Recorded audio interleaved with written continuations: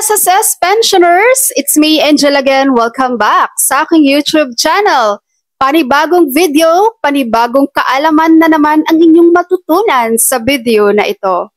Pag-uusapan natin sa video na ito ang ating mga SSS pensioners na merong mga anak below 21 years old. Ang dami ko nang nare-receive na mga comment, Ma'am, kaka-21 lang ng anak ko. Bakit nabawasan ang pensyon ko? Bakit nga ba nangyari yon? Alamin natin sa video na ito. According sa policy ni SSS, ito, makinig po at basahin nyo rin, a child social security system pension benefit usually continues until the child turns 21 years old. Ang sinasabi dito, karaniwang nagpapatuloy ang benepisyo ng pensyon ng SSS sa isang bata hanggang sa maging 21 years old. Pero, ang sabi dito, however, there are some exemptions. So, gayon pa man, mayroon ilang pagbubukod. Ano ito? Yung mga exemptions na ito na possible pang kahit 21 years old na yung anak nyo makakatanggap pa rin ng pensyon yan.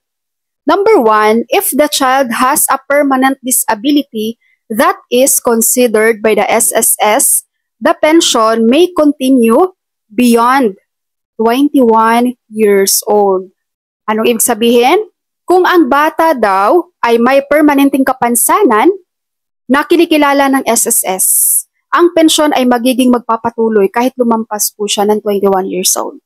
So pangalawang exemptions, if the child is permanently incapacitated and unable to support themselves, either physically or mentally, before turning 21, the pension may continue. Ibig sabihin, kung ang bata daw ay permanenteng inutil at hindi kayang suportahan ang kanilang sarili, physical, mental, no, bago sila nag-21, maaring magpatuloy pa ang pension. Ito, last exemptions. Maraming may case na ganito guys, pakinggan nyo. If there are fewer than 5 legitimate, legally adopted, or legitimated children, illegitimate children, and may be considered to complete the maximum 5 dependents. So ang sabi dito, kung mayroon daw mas kaunti sa 5 lehitimong legal o inampon o lehitimong bata, ang mga illegal na bata ay maaaring ituring na kumplituhin ang maximum na 5 dependent. At kapag yung anak nyo naman guys ay pagdating ng 18 years old, nag-asawa na siya, no? Kahit hindi siya aabot pa sa 21, automatic pong mag-stop na po ang pension niyan. Basta at the age of 18, nagtrabaho na yan or nag-asawa yan, stop po ang kanyang pension. So ngayon, doon sa mga nagtataka guys, sa mga SSS pensioners natin dyan, na nag-21 na ang kanilang anak at nabawasan yung pension nyo, ganito kasi yan. The total dependent's pension cannot exceed 10% of the monthly pension or 250 pesos, whichever is higher. The total combined pension for all dependents should not exceed 50% of the monthly pension. So 10%. So let's say, meron ka lang isang anak, no? And wala pa siya sa 21 years old. And ang iyong monthly pension is 5,000. So dadagdagan po ni SSS yan ng 10%. Dahil yung 10% na yun para doon sa iyong isang anak na iyong dependent. Ang nangyari, nag-21 years old na yung anak mo. So mawawala na siya sa dependent mo. At matik din po na ibabawas din sa'yo ni SSS yung 10% na yon, which is the 500 pesos. Okay? So yung iba dito guys, nagko-comment ha, Ma'am, bakit nababawasan yung pension ko sa halip na madagdagan? So i-check nyo rin guys yung dependents nyo, yung mga anak na nasa bahay nyo. Diba? Kasi baka mamaya nag-21 na yan, mababawasan talaga kayo ng inyong monthly pension kay SSS. So maraming mga pensioners dito guys na hindi alam yung ganitong policy sa SSS pension, no?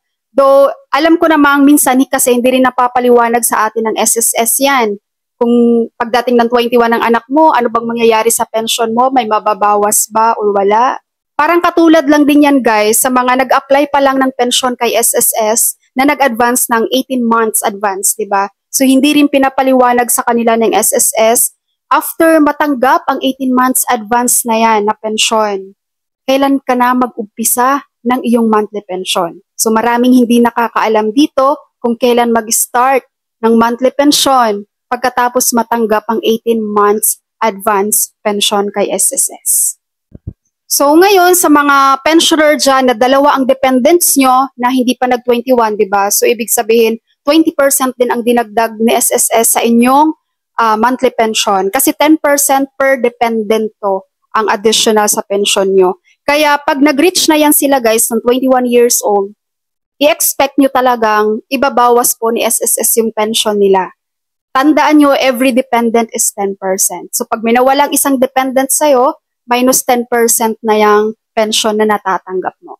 Alright, so yun lang po ang aking video for today. Sa mga nagtatanong dyan na nababawasan ng mga pension ng nag-21 years old na yung anak nyo guys, sana ay maliwanag na po sa inyo ngayon. Maraming salamat sa inyong panonood and God bless you all.